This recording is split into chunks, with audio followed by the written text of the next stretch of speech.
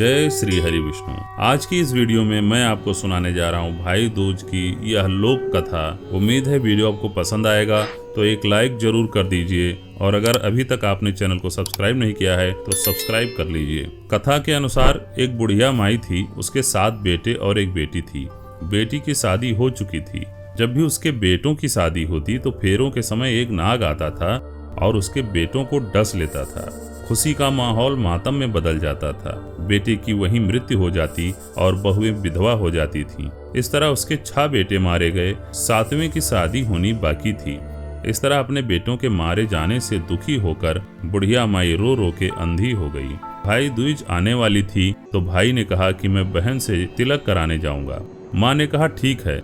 उधर जब बहन को पता चला कि उसका भाई आ रहा है तो वह खुशी से पागल होकर पड़ोसन के पास गई और पूछने लगी कि जब बहुत प्यारा भाई घर आए तो क्या बनाना चाहिए। पड़ोसन उसकी खुशी को देखकर जल भुन गई और कह दिया कि दूध से रसोई लीप ले, घी में चावल पका ले। बहन ने ऐसा ही किया। जब उधर उसका भाई घर के तरफ आ रहा था तो उसे रास्ते में एक सांप मिला। सांप उसे डसने ही वाला था। तब भाई ने कहा तुम मुझे क्यों डस रहे हो। सांप ने कहा मैं तुम्हारा काल हूँ और मुझे तुमको डसना है। भाई बोला मेरी बहन मेरा इंतजार कर रही है, मैं जब तिलक करा के वापस लौटूंगा तब तुम मुझे डस लेना। सांप ने कहा भला आज तक कोई अपनी मौत के लिए लौट के आया है जो तुम आओगे। भाई ने कहा अगर तुझे यकीन नहीं तो तुम मेरे झोले में बैठ जा, जब मैं अपनी बहन से तिलक करा लूंगा तब तुम मुझे डस लेना। सांप ने ऐसा ही किया। भाई बहन के घर पहुंच गया। दोनों बड़े खुश हुए। भाई बोला बहन जल्दी से खाना दे, बड़ी भूख लगी है। बहन क्या करे, न तो दूध की रसोई सूख रही थी और न ही घी वाले चावल पक रहे थे। भाई ने पूछा बहन इतनी देर क्यों लग रही है, तू क्या पका रही है। तब बहन ने बताया कि ऐसे ऐसे किया है। भाई बोला पगली कहीं घी में चावल पकता है या दूध से कोई रसोई लीपता है। गोबर से रसोई लीप दे और दूध में चावल पका ले। बहन ने ऐसा ही किया। खाना खा के भाई को बहुत जोर से नींद आने लगी। इतने में बहन के बच्चे आ गए। बोले मामा मामा हमारे लिए क्या लाए हो। भाई बोला मैं तो कुछ नहीं लाया। बच्चों ने वह झोला ले लिया जिसमें सांप बैठा था। जैसे ही उसे खोला उसमें से हीरे का हार निकला। बहन ने कहा भैया तूने बताया नहीं, तू मेरे लिए इतना सुंदर हार लेकर आया है। भाई बोला बहन तुझे पसंद है तो तू ले ले, मुझे हार का क्या करना। अगले दिन भाई बोला अब मुझे जाना है, मेरे लिए खाना रख दे। बहन ने उसके लिए लड्डू बना के एक डब्बे में रख के दे दिए। भाई कुछ दूर जाकर थक कर एक पेड़ के नीचे सो गया। उधर बहन के बच्चों को जब भूख लगी तो माँ से कहा कि माँ खाना दे दो। माँ ने कहा खाना अभी बनने में देर है। तो बच्चे बोले कि मामा को जो रखा है वही दे दो। तो वह बोली कि लड्डू बनाने के लिए बाजरा पीसा था वही बचा पड़ा है चक्की में, जाकर खा लो। बच्चों ने देखा कि चक्की में तो सांप की हड्डियां पड़ी हैं। यही बात माँ को आकर बताई तो वह बावली सी होकर भाई के पीछे भागी। रास्ते भर लोगों से पूछती रही कि किसी ने मेरा भाई देखा है, किसी ने मेरा बावला सा भाई देखा है। तब एक ने बताया कि कोई लेटा तो है पेड़ के नीचे, देख लो कहीं वही तो नहीं। भागी भागी पेड़ के नीचे पहुंची, अपने भाई को नींद से उठाया। भैया भैया कहीं तूने मेरे लड्डू तो नहीं खाए। भाई बोला ये ले तेरे लड्डू, मैंने नहीं खाए।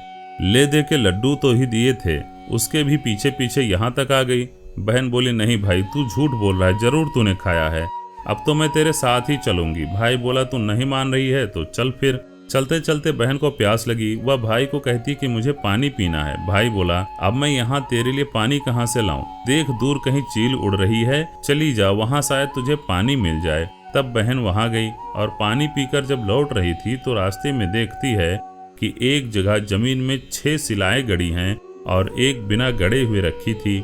उसने एक बुढ़िया से पूछा कि ये सिलाएं कैसी हैं। उस बुढ़िया ने बताया कि एक बुढ़िया है, उसके 7 बेटे थे। 6 बेटे तो शादी के मंडप में ही मर चुके हैं, तो उनके नाम की ये सिलाएं जमीन में गड़ी हैं। अभी 7वें की शादी होना बाकी है। जब उसकी शादी होगी तो वह भी मंडप में ही मर जाएगा, तब यह 7वीं सिला भी जमीन में गड़ जाएगी। यह सुनकर बहन समझ गई कि सिलाएं किसी और की नहीं बल्कि उसके भाइयों के नाम की हैं। उसने उस बुढ़िया से अपने 7वें भाई को बचाने का उपाय पूछा। बुढ़िया ने उसे बतला दिया कि वह अपने 7वें भाई को कैसे बचा सकती है। यह सब जानकर वह वहां से अपने बाल खुले करके पागलों की तरह अपने भाइयों को गालियां देती हुई चली। भाई के पास आकर बोलने लगी तू तो जलेगा, कुटेगा, मरेगा। भाई उसके ऐसे व्यवहार को देखकर चौंक गया, पर उसे कुछ समझ नहीं आया। इसी तरह दोनों भाई बहन माँ के घर पहुंच गए। थोड़े समय के बाद भाई के लिए सगाई आने लगी।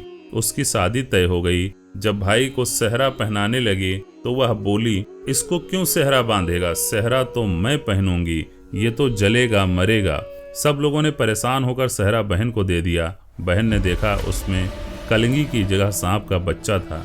बहन ने उसे निकाल कर फेंक दिया। जब भाई घोड़ी चढ़ने लगा तब बहन फिर बोली, ये घोड़ी पर क्यों चढ़ेगा, घोड़ी पर तो मैं चढ़ूंगी, मैं बैठूंगी, ये तो जलेगा मरेगा, इसकी लाश को चील कौवे खाएंगे। सब लोग बहुत परेशान हुए। सब ने उसे घोड़ी पर भी चढ़ने दिया। अब जब बारात चलने को हुई तब बहन बोली, ये क्यों दरवाजे से निकलेगा, ये तो पीछे के रास्ते से जाएगा, दरवाजे से तो मैं निकलूंगी। जब वह दरवाजे के नीचे से जा रही थी तो दरवाजा अचानक से गिरने लगा। बहन ने एक ईंट उठाकर अपनी चुनरी में रख ली। दरवाजा वहीं का वहीं रुक गया। सब लोगों को बड़ा अचंभा हुआ। रास्ते में एक जगह बारात रुकी तो भाई को पीपल के पेड़ के नीचे खड़ा कर दिया गया। बहन कहने लगी, ये क्यों छांव में खड़ा होगा, ये तो धूप में खड़ा होगा, छांव में तो मैं खड़ी होंगी। जैसे ही वह पेड़ के नीचे खड़ी हुई पेड़ गिरने लगा। बहन ने एक पत्ता तोड़कर अपनी चुनरी में रख लिया। पेड़ वहीं का वहीं रुक गया। अब तो सबको विश्वास हो गया कि ये बावली कोई जादू टोना सीख कर आई है, जो बार बार अपने भाई की रक्षा कर रही है। ऐसे करते करते फेरों का समय आ गया। जब दुल्हन आई तो उसने दुल्हन के कान में कहा, अब तक तो मैंने तेरे पति को बचा लिया, अब तू ही अपने पति को और साथ ही अपने मरे हुए जेठों को बचा सकती है। फेरों के समय एक नाग आया।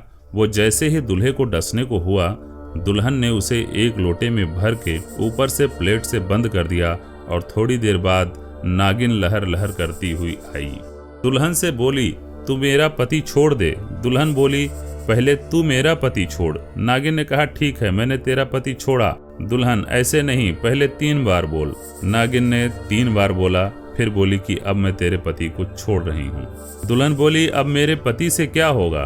हंसने बोलने के लिए जेठ भी तो होने चाहिए, एक जेठ भी छोड़। नागिन ने जेठ के प्राण छोड़ दिए। फिर दुल्हन ने कहा, एक जेठ से लड़ाई हो गई तो एक और जेठ, वो विदेश चला गया तो तीसरा जेठ भी छोड़। इस तरह एक एक करके दुल्हन ने अपने 6 जेठ को जीवित करा लिया। उधर रो रो के बुढ़िया का बुरा हाल था। अब तो मेरा 7वां बेटा भी बाकी बेटों की तरह मर जाएगा। गांव वालों ने उसे बताया कि उसके 7 बेटे और बहुएं आ रही हैं। तो बुढ़िया बोली, अगर यह बात सच हो तो मेरे आंखों की रोशनी वापस आ जाए और मेरे सीने से दूध की धार बहने लगे।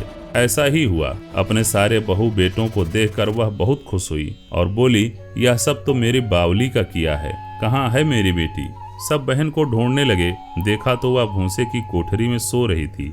जब उसे पता चला कि उसका भाई सही सलामत है तो वह अपने घर को चली। उसके पीछे पीछे सारी लक्ष्मी भी जाने लगी। बुढ़िया ने कहा, बेटा पीछे मुड़ के देख, तू सारी लक्ष्मी ले जाएगी तो तेरे भाई भाभी क्या खाएंगे? तब बहन ने पीछे मुड़ के देखा और कहा, जो माँ ने अपने हाथों से दिया वह मेरे साथ चल, बाकी का भाई भाभी के पास रहे। इस तरह एक बहन ने अपने भाई की रक्षा की। अगर कथा पसंद आई है तो एक लाइक जरूर करिएगा। मिलते हैं अगली पावन कथा के साथ। अब तक के लिए जय श्री हरि विष्णु।